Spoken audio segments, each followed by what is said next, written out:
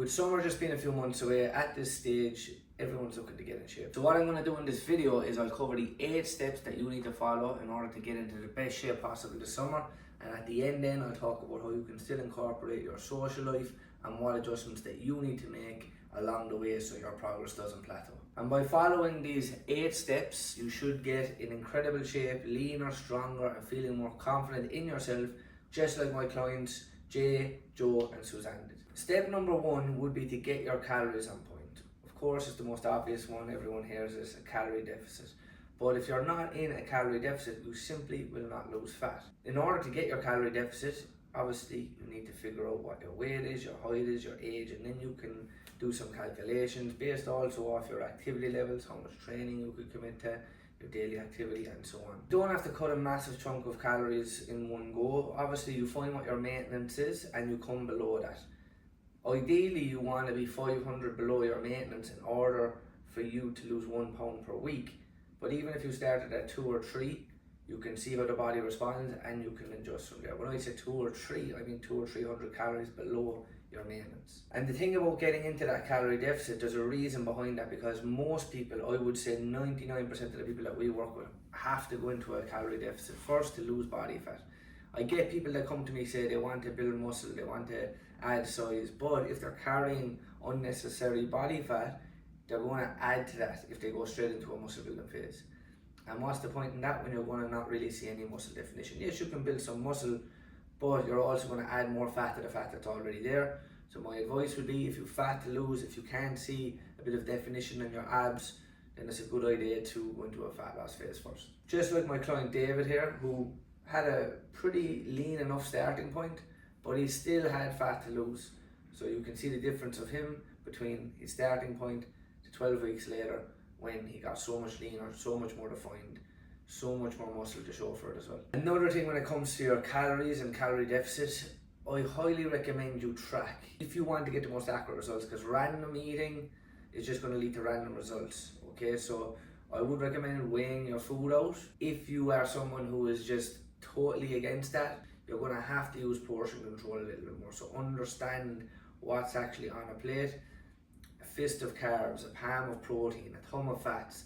These are all rules of measurement that you can use to help you understand roughly how many calories are on the plate. It's not going to be as exact as if you're weighing it out, but it'll be close enough. It might mean the results are a little bit slower, but you'll still get results nonetheless this way. The good news for you is if you don't have much fat to lose, then you can probably run through your fat loss phase pretty quickly, even in 4 to 6 weeks potentially. Once you've completed this, then you enter into that stage 2 of the metabolic rebuild, which is where the real magic happens and you can start building muscle so much more effectively. Step number 2 would be protein. When it comes to getting in shape for summer, hitting your protein target is essential. It probably is the most important macronutrient when it comes to deciding how your body composition will end up. You want to aim for 1 gram per pound of body weight or 2 grams per kg of body weight. It's a must that you hit this target. Another thing with protein is you should be trying to get the majority of your protein in from whole foods. Yes, supplements can help you, things like yogurts and stuff as well, but try and get lean meats into your diet, fish into your diet, because you're going to get so much more micronutrients and the vitamins that your body needs and craves, and you'll feel a hell of a lot better if you do this. Another benefit of getting your protein on point is it's going to keep you feeling so much more fuller for longer. You're going to feel satiated. You're less likely then to feel like you are going to give into your cravings, for example. You're going to more likely adhere to your calorie deficit because you're going to feel that full feeling. Step number 3 will be weightlifting. When it comes to getting in shape for summer, weightlifting is an essential, because you don't just want to look like a skinnier version of yourself on the beach during the summer. You want to look like you've put in some work, right? You have a certain type of shape to you.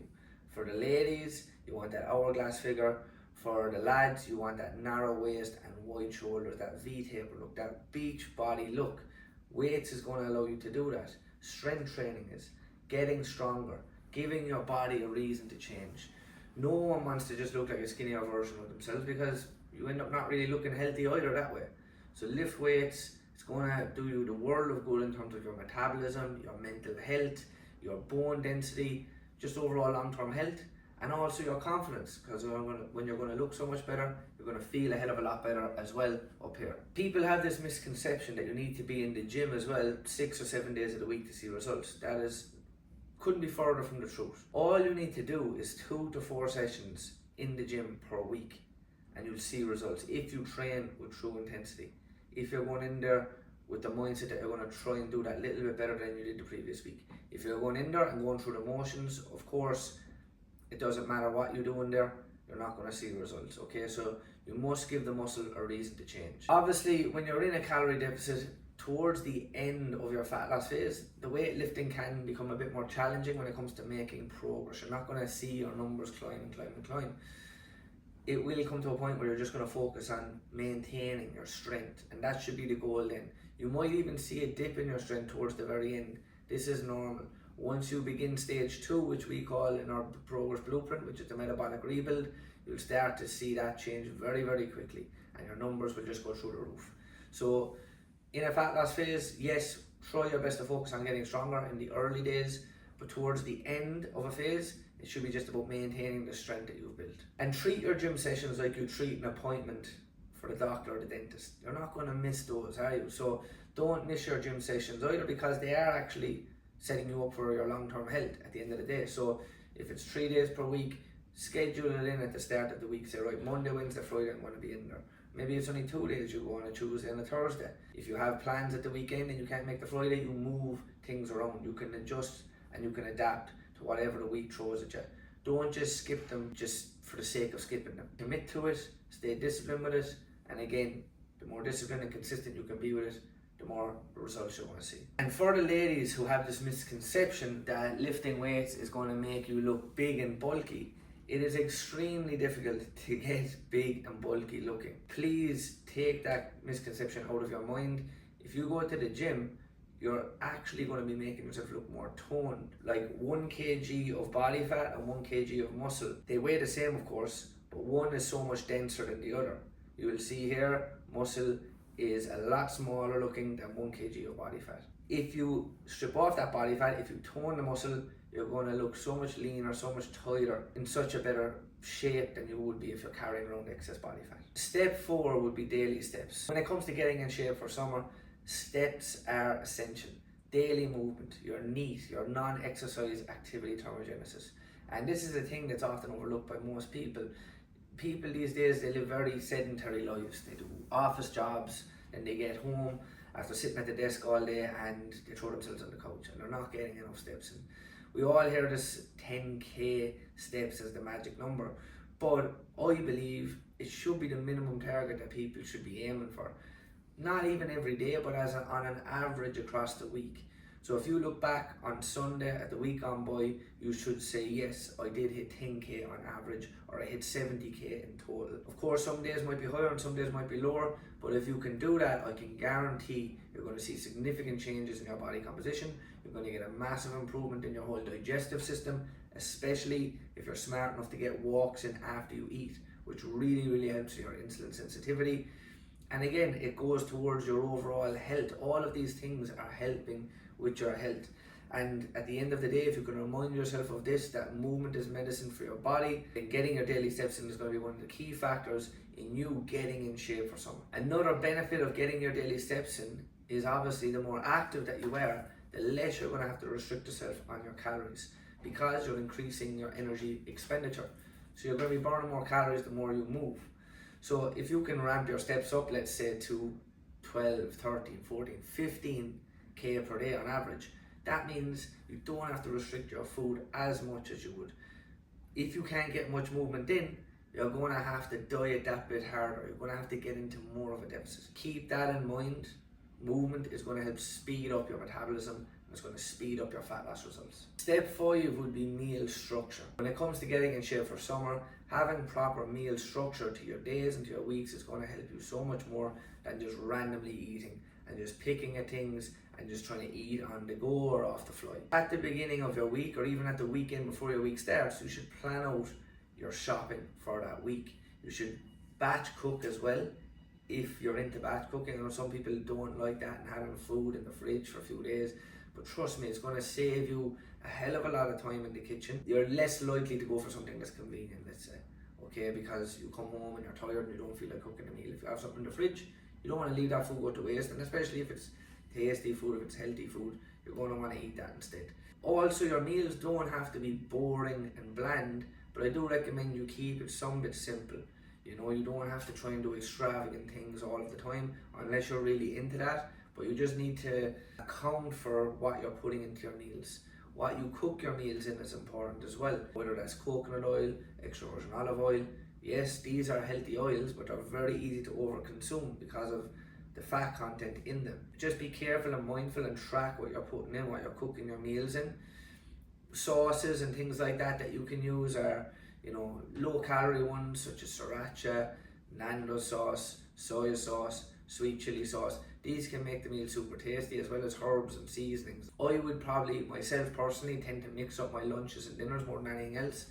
My breakfast is usually the same thing. It's either eggs and porridge, and maybe just sometimes it's eggs and sourdough bread. Typically that's what I go for, whether it's a training day and rest day for me. Yogurts and stuff like that I'll have as snacks, yogurt kind of fruit salads I call them.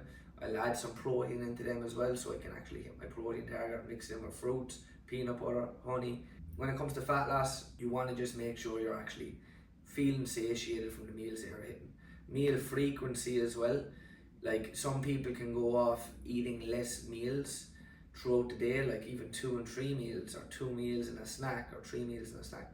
Other people need more. So figure out what works well for you. Do you need 5 meals per day? There's no right or wrong. There's no, like, you need to eat this set amount. It will come down to the end of the day how many calories you're consuming in total.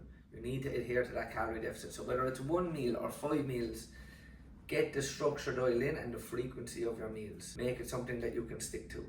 But I would recommend keeping a routine with your meals. Try and eat at the same times if you can as well, because you're going to get hungry at those times. Whereas if you're starting to skip meals, that leads to binge eating episodes later in the evening. Step number 6 would be sleep. When it comes to getting in shape for the summer, sleep is one of those things that's often overlooked by most people and underestimated how important it is when it comes to getting in shape. When you're not well rested, your hunger cravings, your hunger hormones are elevated. Ghrelin and leptin go into overdrive, which means you're more likely to overeat and you're less likely to feel full.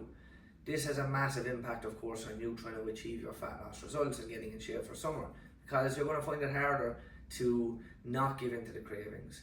You're more likely to go for foods that are hyper palatable, that taste great, that are, you know, very carby and fatty, right? So when you are well rested, this fixes a lot of those problems, and it's something I see time and time again with people that I work with.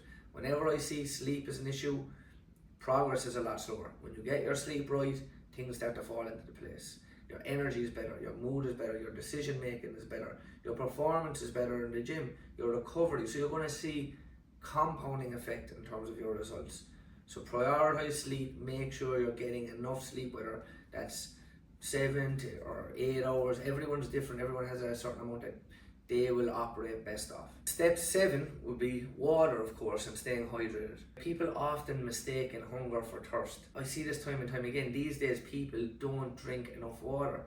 They'll just spend the day either drinking caffeinated drinks like coffee or Monsters without getting enough H2O into the system, which is what our bodies are primarily made up of.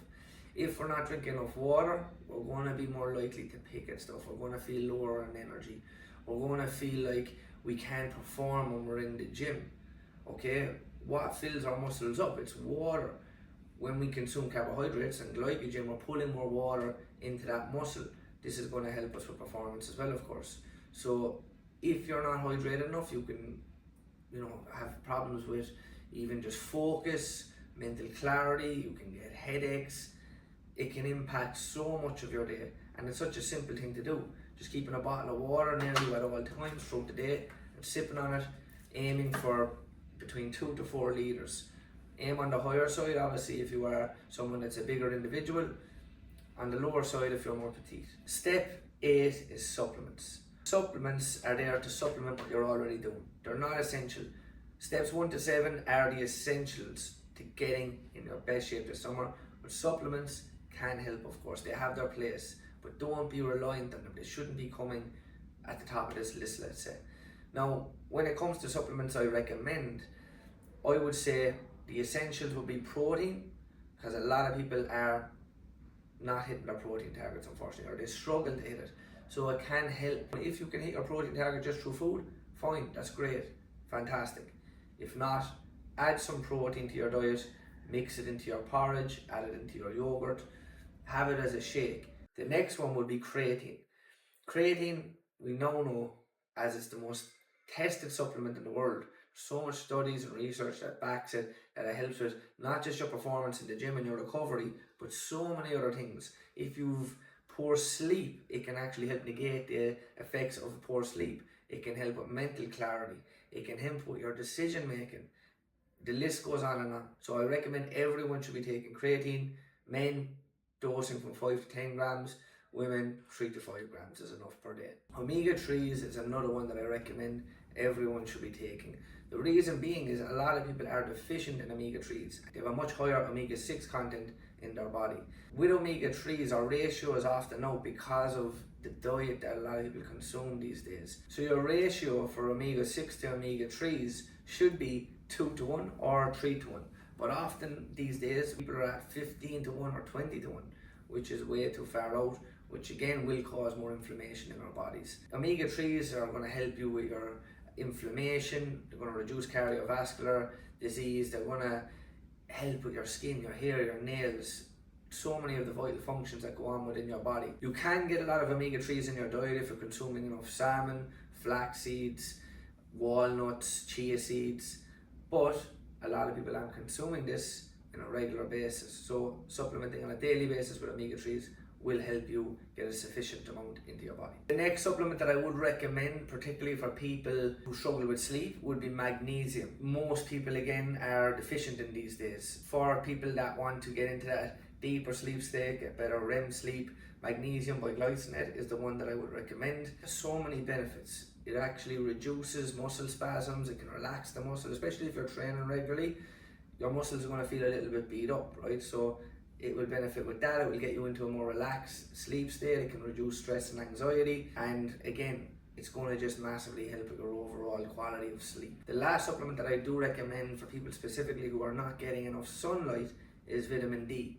Vitamin D is something that I see a lot of people in the northern hemisphere in particular and back home in Ireland are deficient in, and it impacts so many things like your mood, your energy, your vitality, your testosterone levels. We should be making sure that we are getting a high quality vitamin D supplement into our diet as well. So those are the 8 steps that I would follow to getting in shape for the summer. If you follow those along, I can guarantee it'll bring you a long way in terms of getting the body that you want and finally feeling confident in yourself this summer.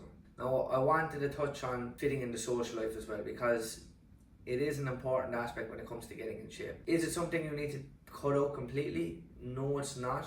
Is it going to slow down results if you keep it in? Yes, it will, of course. When you're drinking alcohol, if you're eating out a lot more, it can impact your results. It doesn't mean you can't see results, but it will slow it down compared to if you weren't going out.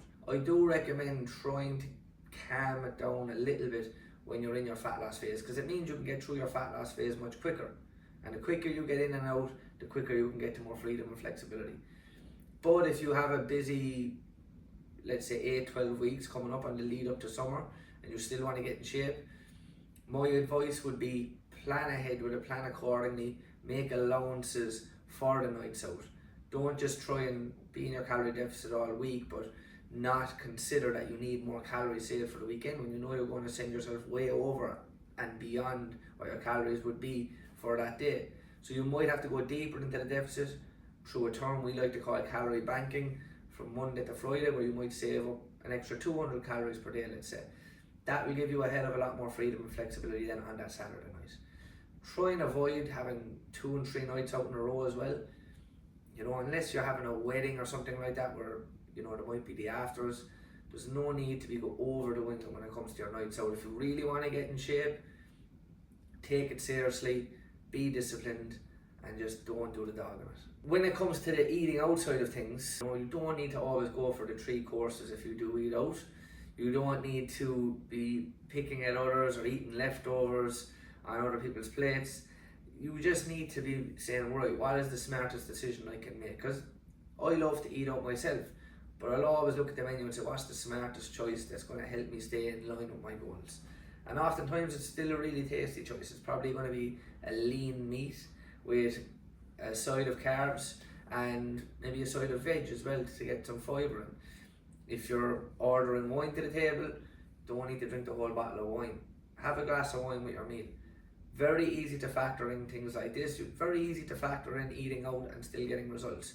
It's just when we overdo it is where it can get very complicated. We have so many other tips, tricks and strategies in my social life blueprint here that we've put together in order for you to get into the best shape possible while still enjoying life. So check that out if you're interested in learning more.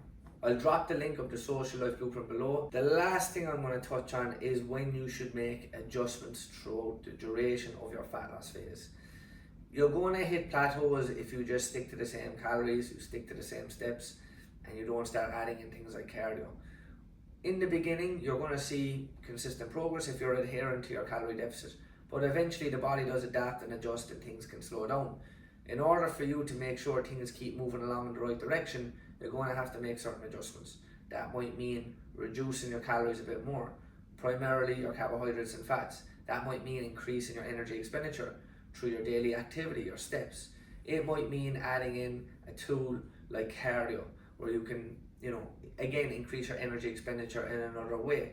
Adding a bit of cardio onto the end of your sessions, or even a little bit daily, is going to really help speed up results and allow you not to hit a plateau. And you can gradually increase your cardio as time goes on as well, as you get deeper and deeper into the cut, to stop you from plateauing. And you don't need to make adjustments every single week. You don't want to, crash your metabolism too soon, which is a mistake people make. I see this sometimes the people come into the program and work with me. I'll set them on 2,000 calories and then they automatically drop themselves down to 1,600, 1,700. And I spot that when they're tracking and I say, why are you doing that? They think it's going to get them there faster. But the only thing it's going to do is get them faster to crash their metabolism. And then that just slows down the whole process so much more. So there's a reason why you start in a slight deficit and you give the body some road ahead so we can make the necessary adjustments when things do slow down. So I hope you enjoyed this video. If you found this helpful, make sure you subscribe, like, drop a comment below as well on what stood out to you most, and I look forward to seeing you in the next one.